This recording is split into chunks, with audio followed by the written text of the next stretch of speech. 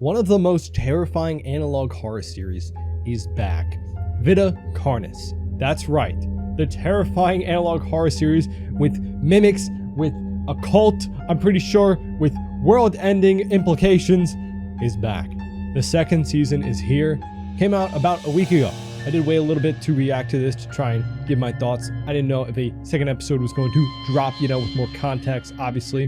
But I'm here with New Beginnings, the latest video. Now, if you saw season 1 either through my videos or just the original series, which obviously is going to be linked in the description, check out the full original series, please. There was a lot. There was a lot that happened, especially with the finale. I think we are deeply involved with whatever cult is kind of helping the crawl manifest itself throughout our society. And I think we are going to be the one to try to stop them, or at least we're part of an organization trying to stop the cult. But let's get into this. I'm going to be pausing, talking a bit about things as they go on. Hopefully we can get some more context. I'm very eager to see. Obviously there's a warning about everything that will be contained in the series here. Viewer discretion is advised. So I'm assuming we're going something has happened within the restricted zone, where a large group of cultists have been apprehended. Several teams of military personnel have arrested some high-ranking cultists and have unmasked their identities to the public. Shockingly, several of these members are well-renowned politicians and high-ranking members of multiple governments across the globe. Documents have been released providing sufficient proof of the atrocities that were being committed. Some of these they crimes know about include all the murder, cover-ups. kidnapping, torture, ritual sacrifice, and the list goes on. The members are found guilty of deliberately providing false information to the public in an attempt to cause harm. The new Trier Company has been found to have very significant ties with cultist activities and has been shut down. All new Trier products have been deemed hazardous for consumption. Cultivation farms are facing pressure to shut down. Public unrest grows as the new Trier cult case there's a mimic. brings more crimes that were hidden away to light. The people are outraged by how little was actually being done. They demand that something be done to handle the Carnis species. Riots appear in the streets as So protests begin to can I turn. still have a trimming as a pet, or no? Is that not allowed anymore? Secret World Order. Okay, so we are full mask off on everything. All of it's out in the open. All of it's been kind of uncovered. Here we go. Okay. And we gotta remember there... What the hell? Might be little secret screenshots in the middle of this. Okay, what is this? I am the Magister, and get Magister. ready to explore all of the world's wonders. Which wonders? Today, we are learning about the Circle of Life. Ah, the Circle of Life. Okay. Carcass. Okay. Dr. Marshall Tredos? Huh. Uh-huh. The head director of Carcass. Progress report of Virum Carnis. Date 1991, June 30th. I wasn't alive yet, so I couldn't have done anything bad here, okay? I still want to know if I have to give back my trimming as a pet, okay? He's very comfy in my living room. I don't want to give him up. I still wonder about my theories with the prince and everything that was kind of talked about in the stories. We still know very little about the nature of the entities. There are 7 singularities in total. Each singularity is roughly 1 meter in diameter. Okay. They are made of an unknown material, although it looks and feels very similar to glass. Okay. We are unable to sample it in fear of causing touch? potential damage. The material is very dark in color, but has red shimmers of light swirling inside. There are some hints of other colors present, but is mostly dominated by the red. I don't think it's safe to be near that. Each entity hovers above the ground in a stationary position, although they can be moved with relative ease. Maybe Our we equipment shouldn't. can detect some subtle pulses of energy in rhythmic but random patterns. It looked pretty, I don't know, not random to me, but this is the sound of it.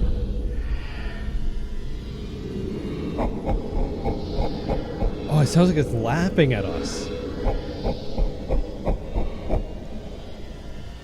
Sounds like Bowser laughing specifically.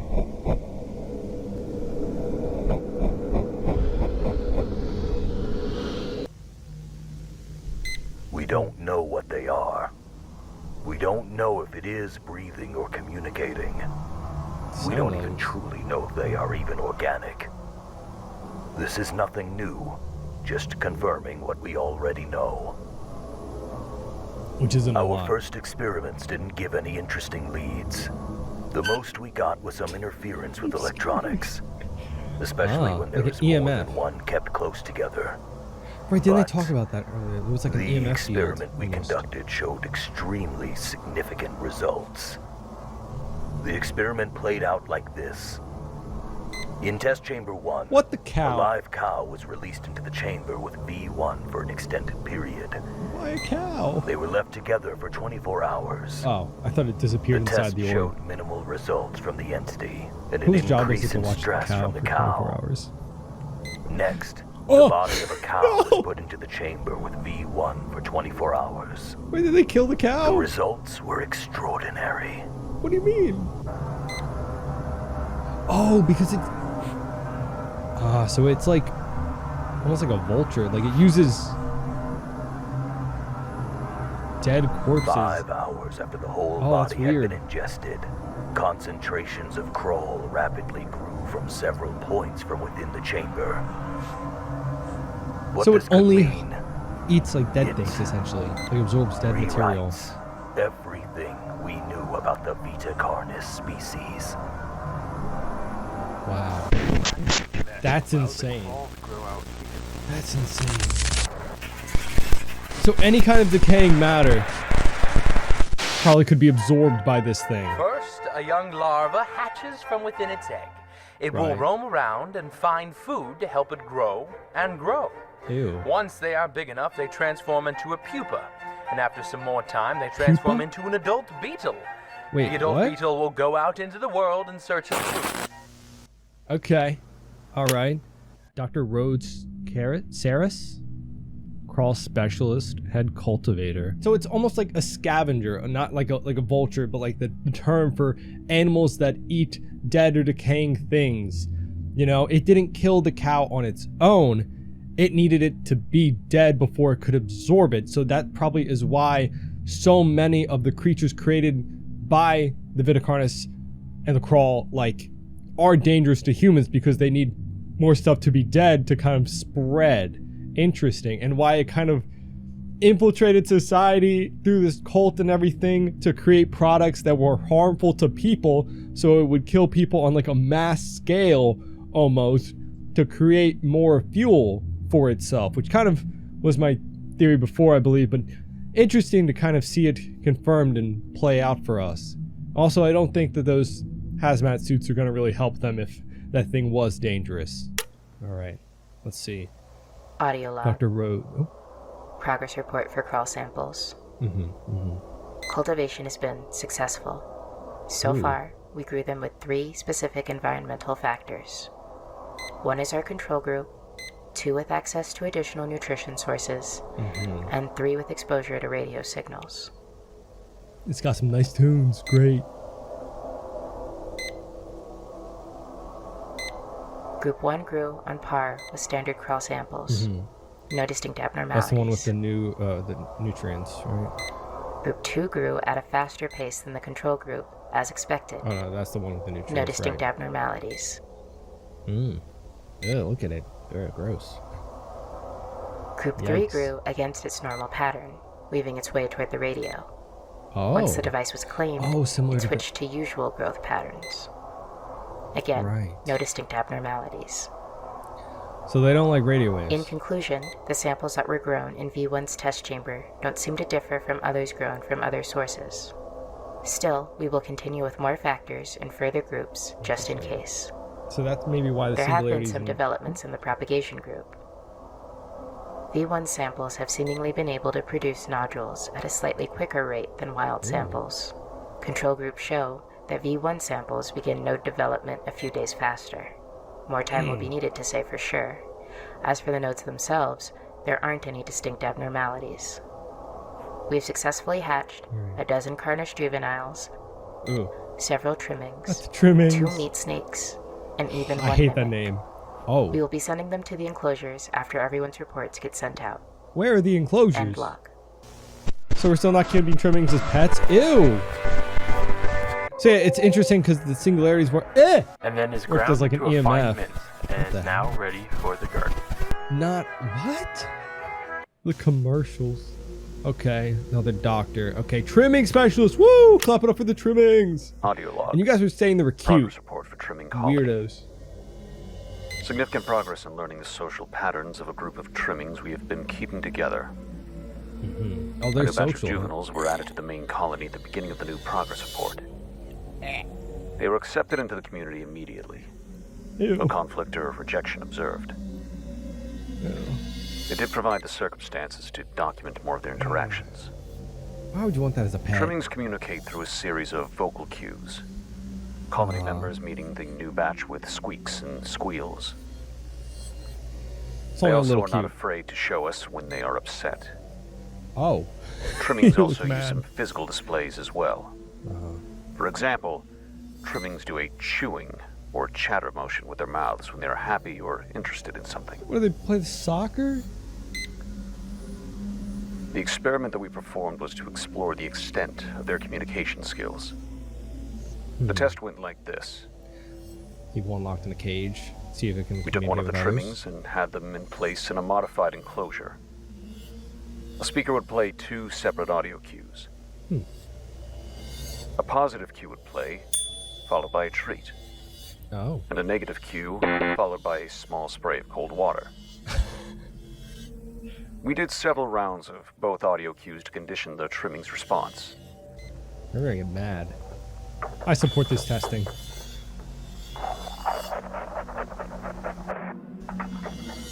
Ew, look at that thing. Oh, it's like a turtle without skin.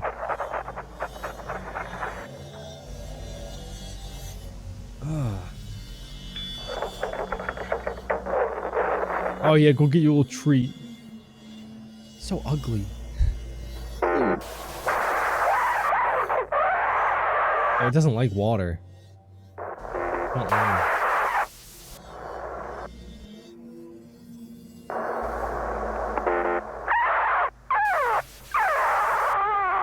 Okay, I'm starting to feel a little bad for it. Oh. After the test, the trimming was released back to its colony. And after a few hours, we tested how much the trimmings communicated.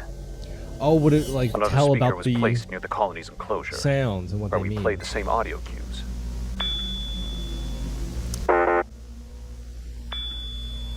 So they all know that the It is ding incredible means a treat. to see how layered their social interactions can be. So he told.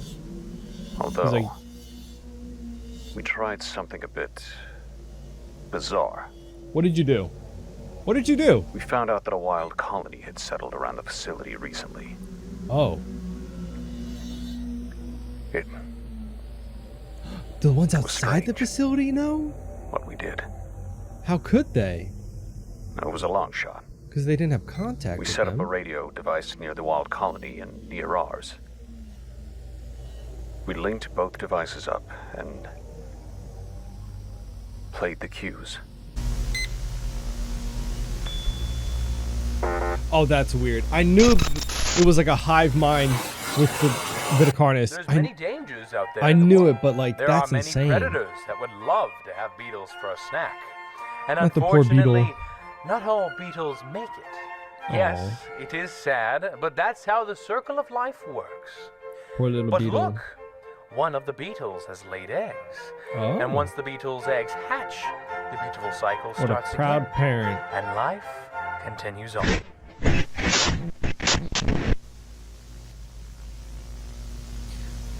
Oh, am I crazy? I didn't notice any of the screenshots that were normally kind of placed in the middle of it, honestly. But I kind of did assume that, like, VITA CARNIS was like a hive mind, right? That it was all kind of interconnected network, in my mind, led by the singularity, right? But to that extent, where those trimmings in the facility had no communication with the ones outside, so how did they kind of link up that information? That is kind of crazy. Wow. Great job, Darren, and everyone that worked on this. Obviously, that was crazy good. Wait, I can get VITA CARNIS gamer subs? That's actually crazy. Yeah, I'm scrolling through. I don't see any screenshots, those stories about the prince and, in my opinion, like the origin of the crawl, you know? Maybe I'm missing it. I am very glad that this season is starting off with the perspective of people kind of caught on to the danger of the crawl and VITA CARNIS and are trying to take steps to understand it, to probably combat it. Because I was getting worried that it was kind of doomsday already in season 1, but I'm assuming in season 2 we're gonna learn more about the origin of the crawl, learn more about what exactly everything is involved with it, how the things work, how it's all interconnected, hopefully more about these singularities. Again, I thought that was talking about the things that discovered whatever the prince was, you know, how in the beginning, first season with the story of the prince, there was all that mention of the prince and how he was all alone, all that stuff. So I thought maybe the singularities were connected to that, whatever the prince is. Maybe the prince is almost like an overarching term for the crawl, like VITA CARNIS as a whole. I'm not sure, but it seems like the singularities are kind of almost in control of the crawl and kind of creating things, right? Because we saw the cow in this was completely changed after it died in the same room, or was dead in the same room as one of them. So if these things are just the starting point for the crawl and everything to kind of kick off, then I don't know how you get rid of them. Obviously we have to get rid of the singularities, right? But I don't know how, because as long as the singularities are in the wild in any degree, right, they are going to create more and more and hatch more horrible monstrosities. To me, it's just terrifying how advanced everything kind of was. We saw how interwoven everything was into day-to-day society in season 1. You know, it wasn't just a normal takeover. It wasn't normal just kill things to create more fuel. It was like way more layered than that. So I'm very interested to see how deep everything goes and really if people in this universe can kind of combat things, which I'm starting to doubt with how fast things really spread. And especially how resilient even like an elder mimic is to kind of deal with. And I think the reason the beetle kind of cycle of life was interspliced in this is just to kind of show how things go, that even if we take out some of this, you know, the seeds of life are kind of already planted, and we're gonna have to deal with that. Meaning that the crawl, all the singularities have already kind of started on their path. And the more that they exist, the more they're going to spread, and it's going to be hard to get rid of it as a whole. But yeah, definitely an interesting and great introduction to season 2. Definitely so many more questions and eager to see where things go. I will probably be waiting until a few more episodes come out to really give more thoughts on this. You know, doing one episode at a time is a little bit trickier because we are just left with so much speculation. So having a few videos to go over at once, I think, is probably the better option. And obviously you still want to support Darian, watch his content first whenever it first drops, and then kind of theorize and give our own explanations and thoughts, you know. But it is really interesting to see the whole cult and everything kind of apprehended. I'm not even sure if I believe that. Who knows if the cult leader that was apprehended was actually like the real cult leader and not just like a scapegoat, like a fall guy, you know? If they had such deep roots in society, then who's to know where it really ended? And maybe that's also another parallel we can draw with the beetle cycle of life, you know? If people were deep in roots with like that company and the political figures and everything that was kind of corrupted and being controlled by this, who knows where it really stopped? Maybe the people that were apprehended were just the front face of it, you know, to act as a disguise for everyone else. It's also, I don't know, like how deep it goes is really interesting to me. But of course, let me know your thoughts in the comments, what you think of this series as a whole. Of course, I'll have a link to the entire VITA CARNIS playlist from Darian's original channel. Of course, go watch all of that, and I'll have my playlist linked as well down below. But also the fact that we're getting everything kind of through the perspective of these experiments really lets us feel like we're learning as new information is coming to life, which is really great. These images are really disturbing though. But either way, that is all we have so far with VITA CARNIS Season 2. Very interesting to see that it's kind of confirmed that everything's a hive mind. Really makes things oh so terrifying.